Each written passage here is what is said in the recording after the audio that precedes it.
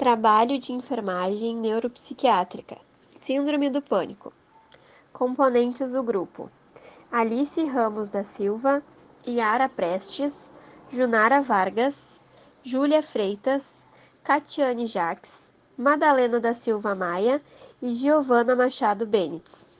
Bom, boa noite. Eu vou falar sobre o que é a síndrome do pânico um pouquinho.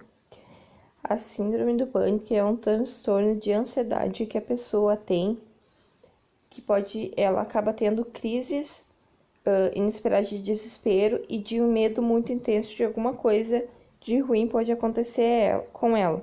Ela, mesmo que não haja nenhum perigo iminente, né, não tenha nada que possa lhe causar algum machucado, algum ferimento, nada que possa lhe causar perigo.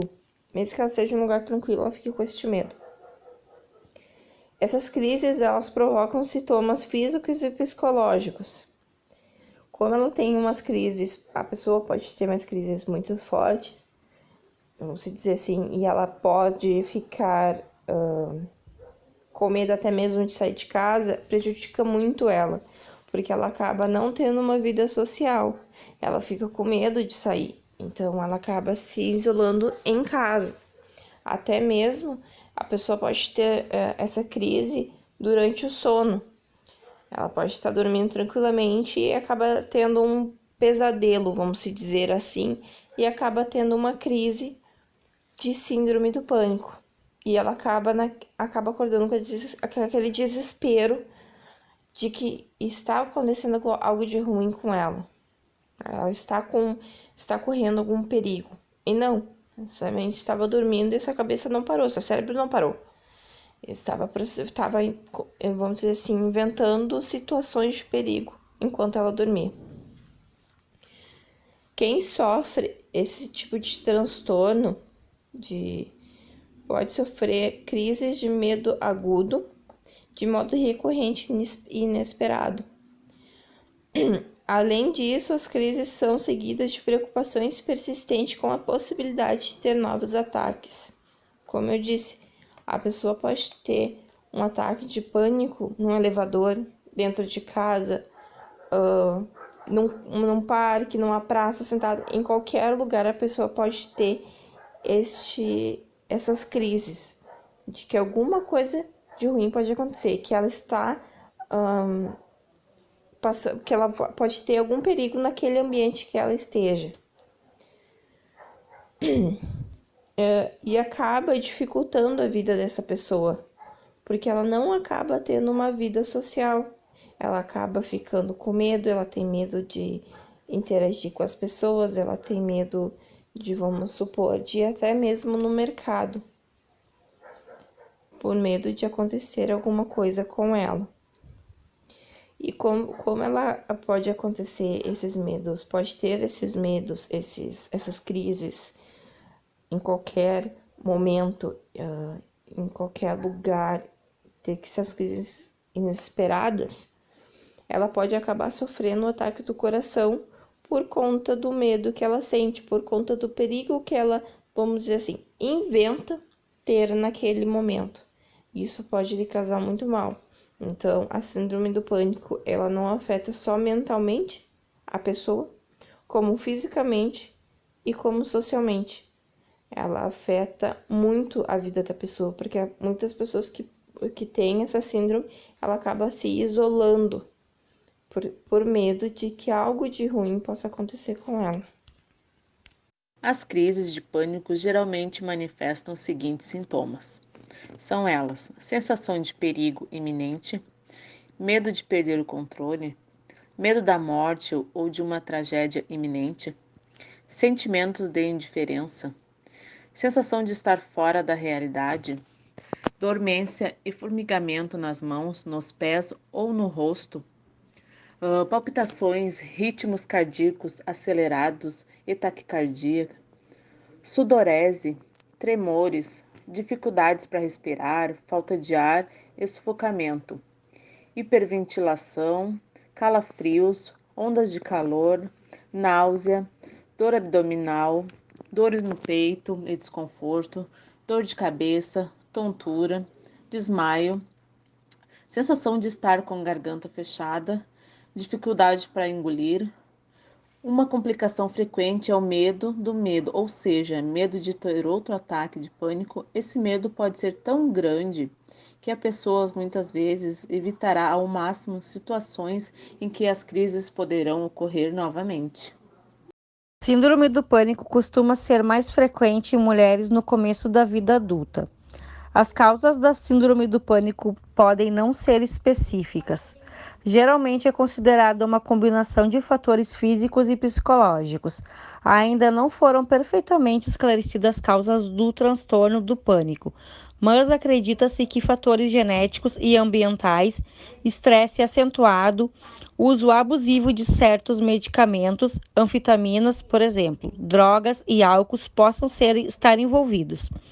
Segundo o Mayo Clinic, alguns dos fatores que podem levar à síndrome do pânico são genéticos, eventos traumáticos, estresse, temperamento sensível ou suscetível a emoções negativas, mudanças na função cerebral, uso de drogas. Ataques de pânico podem começar subitamente e sem aviso, mas com o tempo percebe-se que eles são engatilhados por certas situações. Identificar os gatilhos pode ajudar no tratamento e redução dos ataques. As complicações acontecem por causa do desenvolvimento de algumas fobias específicas. Exemplo, medo de altura, medo de avião, medo de elevadores. E uma pessoa com fobia, ela pode experimentar a sensação de pânico ao pensar ou ser exposto ao objeto do seu medo. A síndrome ela não é desencadeada por um medo em específico. E muitas pessoas confundem ansiedade e síndrome do pânico, mas a diferença entre elas é a intensidade dos sintomas e a ocorrência. Enquanto a ansiedade ela tem causas mais lógicas e concretas, como um desafio ou uma situação delicada que vai ocorrer, a crise de pânico não tem hora nem motivo para começar. E também cabe dizer que a síndrome do pânico ela pode ser classificada como um transtorno de ansiedade. A pessoa que vive o quadro de síndrome do pânico, ela passa a ter medo de sentir medo. Isso é reviver uma crise de ansiedade.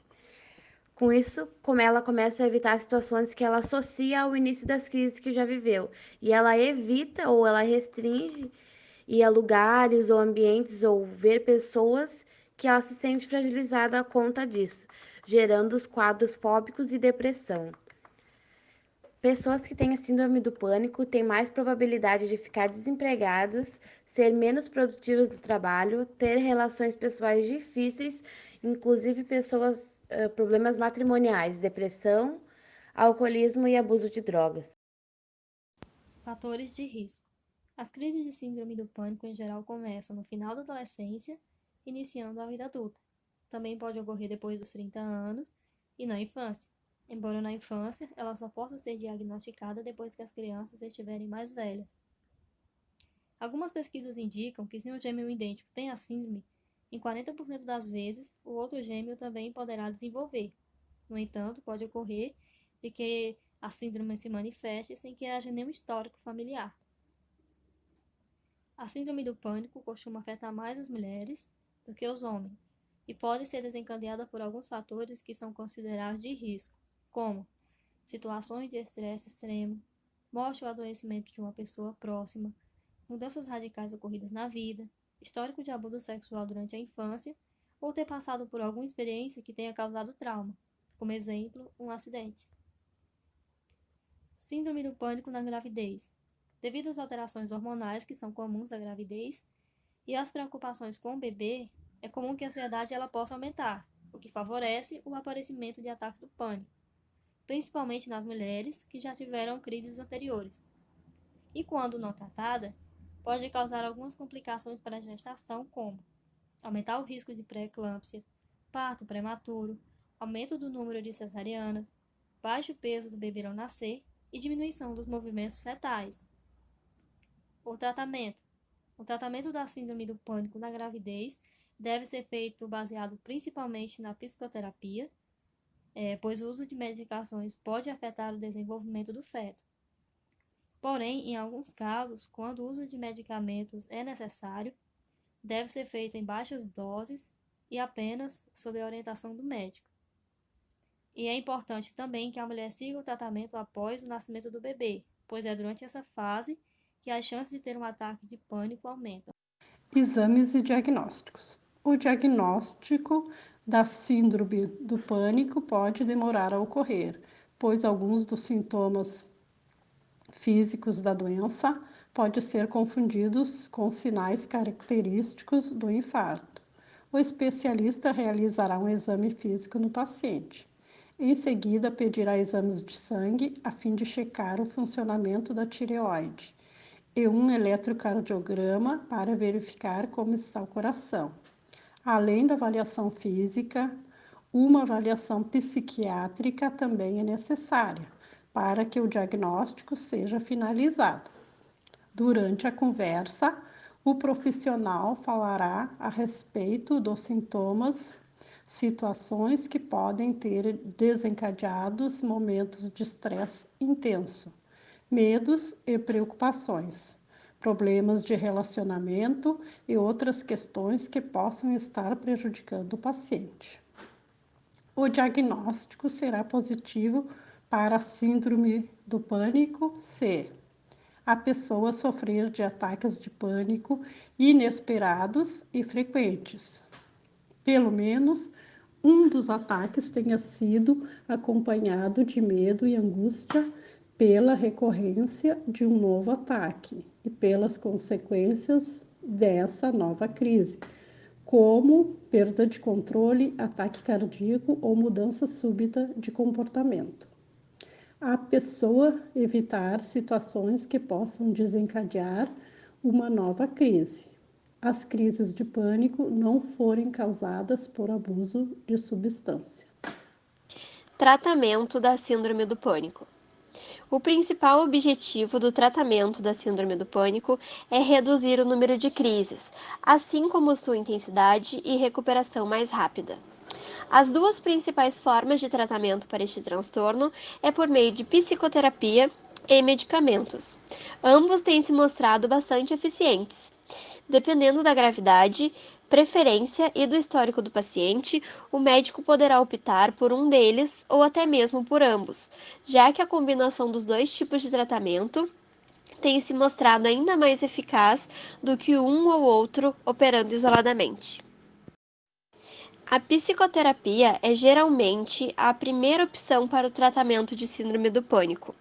Existem diversas formas de psicoterapia, sendo a mais estudada e que comprovadamente tem efeitos benéficos nesse transtorno, a chamada de terapia cognitivo-comportamental. Ela poderá ajudar o paciente a entender os ataques de pânico, a como lidar com eles no momento em que acontecerem e como ter uma vida cotidiana normal sem medo de ter um novo ataque. Já o tratamento à base de medicamentos inclui antidepressivos, como os inibidores seletivos da recaptação da serotonina, como por exemplo a paroxetina ou citalopram. Benzodiazepinas também podem ser prescritos pelos médicos. Os sintomas devem reduzir progressivamente em algumas semanas. Se não melhorarem, converse com seu médico. Não suspenda a medicação sem antes consultar seu médico. Estes são alguns dos remédios mais usados para o tratamento dos sintomas de síndrome do pânico. Somente um médico pode dizer qual o medicamento mais indicado para o seu caso, bem como a dosagem correta e a duração do tratamento. Siga sempre à risca as orientações do seu médico e nunca se automedique. Não interrompa o uso do medicamento sem consultar um médico antes, e se tomá-lo mais de uma vez ou em quantidades muito maiores do que a prescrita, siga as instruções na bula. Convivendo com a síndrome do pânico. O tratamento ajuda o paciente a se recuperar da síndrome do pânico, mas algumas medidas auxiliares podem tornar o resultado ainda melhor que o esperado. Veja alguns exemplos. Siga à risca o tratamento e as orientações médicas. Faça parte de um grupo de apoio e compartilhe suas experiências sobre a síndrome do pânico. Evite o consumo exacerbado de cafeína e bebidas alcoólicas. Corte as drogas recreativas. Pratique exercícios de relaxamento, como alongamentos, yoga, respiração profunda e relaxamento muscular. Pratique exercícios físicos regularmente, principalmente atividades aeróbicas. Vá dormir cedo e descanse. Horas regulares de sono podem ajudar a controlar o medo e a ansiedade. Síndrome do pânico tem cura? Os ataques de pânico podem durar muitos anos e ser de difícil tratamento. Algumas pessoas com essa síndrome podem não se curar totalmente com o tratamento. Entretanto, a maioria das pessoas obtém grande melhora com uma combinação de medicamentos e psicoterapia.